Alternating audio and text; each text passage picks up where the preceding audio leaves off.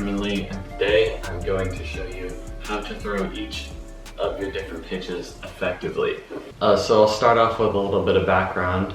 The way to make your pitches effective is to have them look all like the same pitch for as long as you can, and then they dart the different ways once they get closer to the plate. And it's called tunneling. So I'm going to show you how to tunnel your pitches better, which will then make them more effective, get you more swing and misses. Obviously the first pitch that you need to know how to throw well is your four-seam fastball.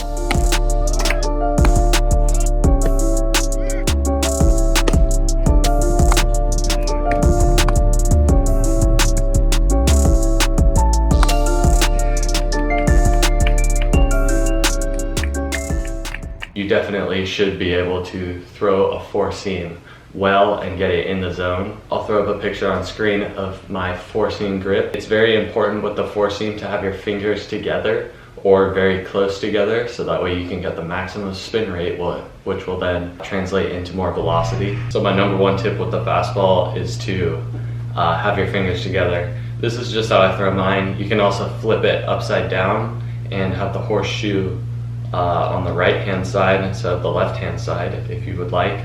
It works the same. It's still four-seam fastball. And obviously everybody knows four-seam fastball is just the pitch that goes straight, maybe a little bit of arc side run to it. You have to have a fastball that you can locate well with to be able to tunnel your other pitches.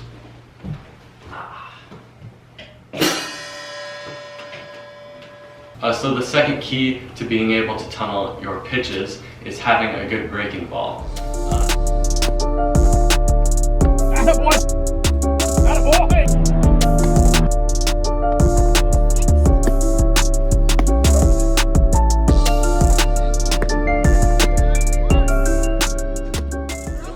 So what is a breaking ball? It is a slider or a curveball usually, but it can also be anything in between, like a slurve, sweeping curve, 12-6 curve, knuckle curve, whatever you want to call it. They all do about the same thing. And so having a good breaking ball is the key to tunneling. It's the most effective pitch to tunnel with your fastball, especially sliders. You're seeing a lot of pitchers go from using curveballs to sliders because sliders stay in the tunnel for longer and then they dart away. While curveballs, sometimes you can have a loopy movement on it, which is good for some cases. If you have a curveball that breaks a lot, it's difficult to be able to tunnel it with the fastball. I'll show you my slider and curveball grip. They're very similar.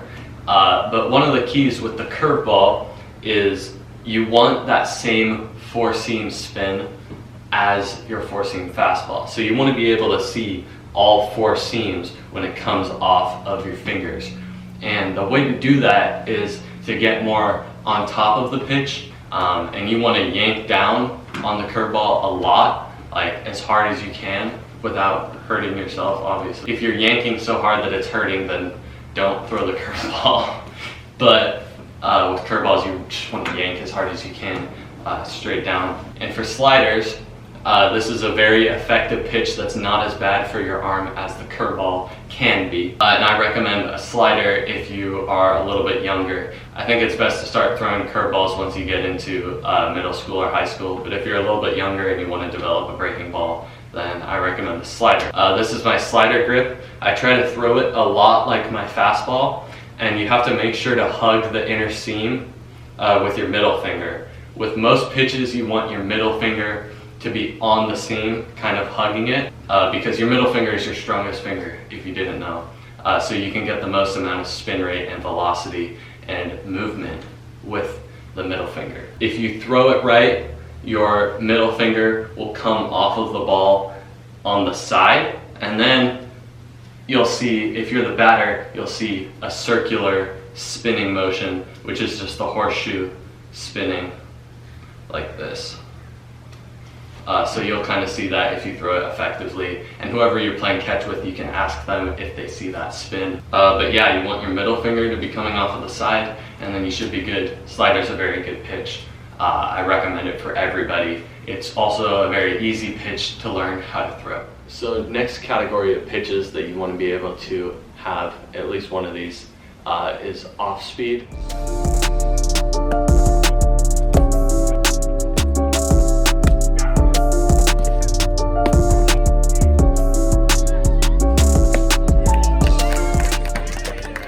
Now off speed is anything that is, well, obviously not the speed of your fastball, that also is not a breaking ball. So pitches that fit into this category are changeups, splitters, I don't really know what else. It's mostly just changeups and splitters. I guess knuckleball technically fits into this category. But I'll show you how to throw a changeup and a splitter. Personally, I throw a splitter. I feel like it has more tumble and more drop towards as it gets closer to the plate, which is perfect for tunneling.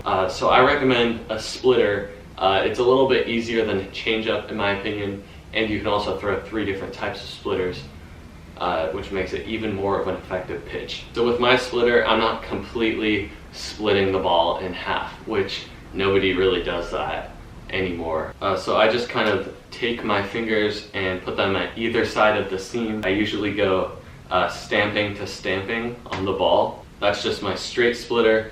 This will have quite a bit of drop and a little bit of arm side run if you throw it correctly. Also with my splitter, I tend to choke it off a little bit. That's just more my arm slot. I already have a 3/4 arm slot, so I'm like right here already.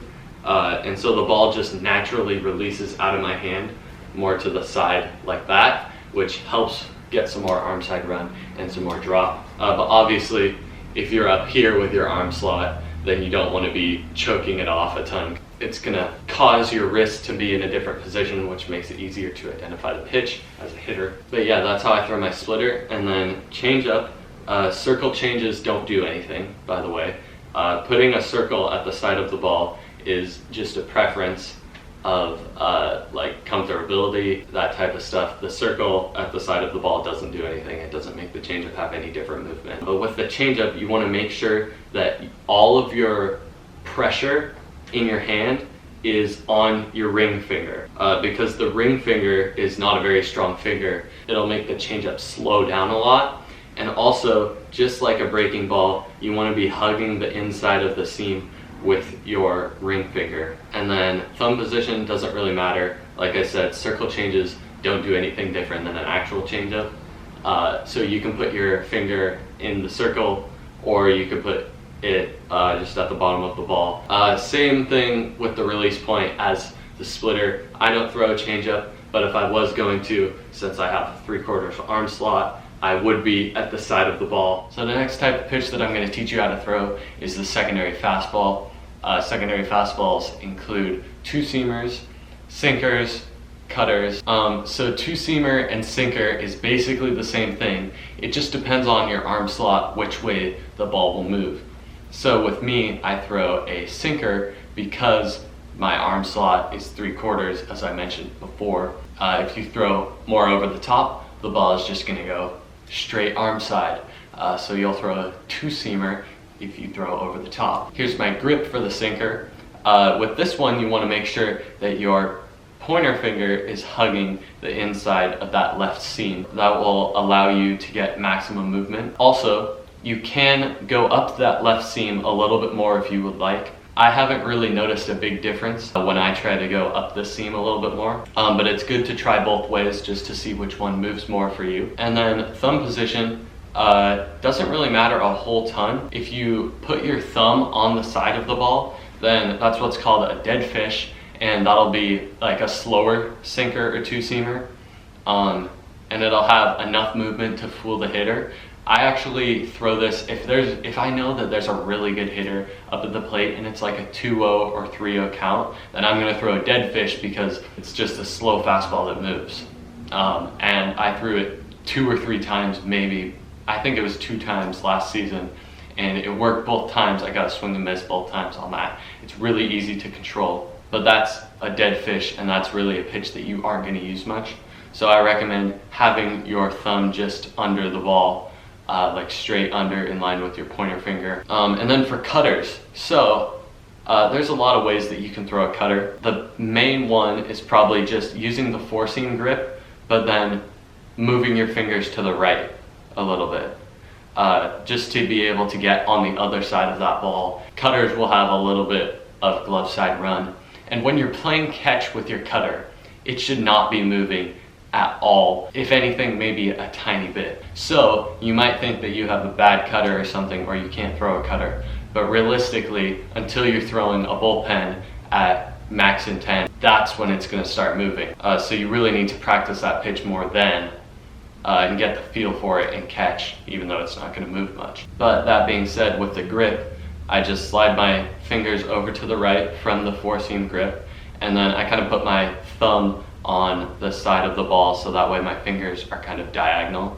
from each other. But this is also an effective pitch if you're behind in the count and you know a good hitter is up. This is a good pitch to get you back into the count. Secondary fastballs are the best pitch to tunnel because they stay in the tunnel the longest, since they are a similar speed and they have less movement than a breaking ball or an off-speed pitch. So how to pick the pitches that you want to throw? I recommend having one pitch from each category that I just said: four-seam, breaking ball, off-speed, and secondary fastball. So I throw 5 pitches, one from each of those categories, but I have 2 breaking balls.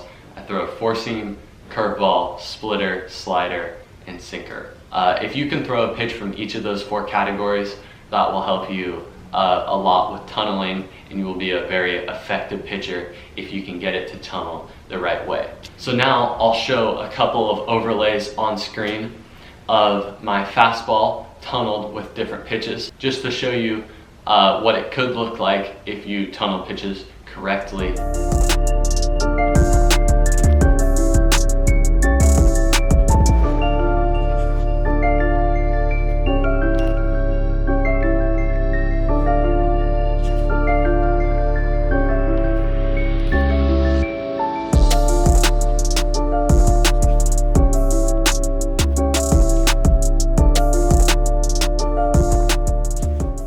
But anyways, those are the overlays of my pitches. And now let's talk a little bit more about tunneling. So now I'll just go through an at-bat and give you examples of what pitch you would throw if you want to tunnel your pitches right. So first pitch, most of the time you're going to be throwing a first pitch fastball. But a good way to set yourself up to tunnel in the rest of the at-bat is throwing a high fastball first pitch. And so that sets a basis for the rest of the at-bat. All of your other pitches are going to be going down. So if you throw a high fastball, that's going to set you up well to tunnel in the rest of the at-bat. From then on, it's just kind of a preference, and then you'll probably get a swing and miss, or even a take, because the hitter will be confused. But I think a high fastball is a good pitch to get started with tunneling on. So another good 2 pitches to tunnel with is a slider and a sinker or a two-seam, because they'll be same tunnel and then they'll go completely opposite ways. And so that's also a very effective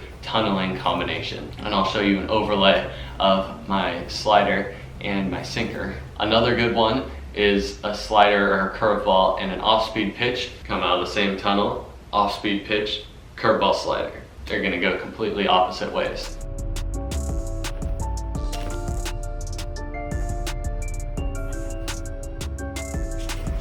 And so those are just some of my favorite tunneling combinations.